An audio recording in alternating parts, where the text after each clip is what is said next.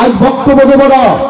ছাত্র দলের অতীত ইতিহাস অত্যন্ত উজ্জ্বল। 1991 সালে যখন কেউ ভাবেনি বিএনপি ক্ষমতায় আসবে, তখন ঢাকা বিশ্ববিদ্যালয়ের ছাত্র দলের নেতৃত্বে সারা বাংলাদেশে ছাত্র দলই বিএনপিকে চাঙ্গা করে বিএনপিকে 1991 সালে ক্ষমতায় নিয়ে এসেছিল।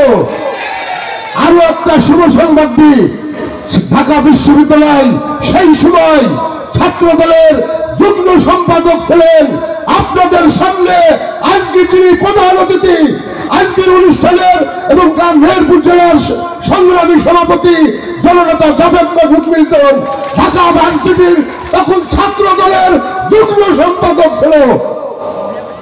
উনারাই বিএনপিকে প্রথম ক্ষমতায় নিয়ে আসে। ইনশাল্লাহ আগামী দিনে যে বিএনপির আসছে, যে ধানের শীষ আসছে, জাভেদ মাসুদ মিল্টনই পাবে। এ ব্যাপারে কোনো বিভ্রান্ত হওয়ার কোনো সুযোগ নাই। তারপরেও আমরা আমাদের বড় ভাইদের, সিনিয়র ভাইদের বলবো, আপনারা ধানের শীষের জন্য জীবন পণ লড়াই করেন।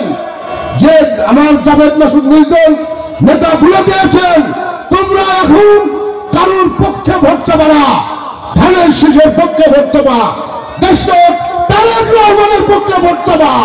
ইনশাল্লাহ ধানের শীষ আগামী দিনে আমরাই পাবো এবং আমরাই নেতৃত্ব দেব ধানের শীষে বিজয়ী করে তারেক রহমানকে প্রধানমন্ত্রী করে ছাড়বো ইনশাল্লাহ।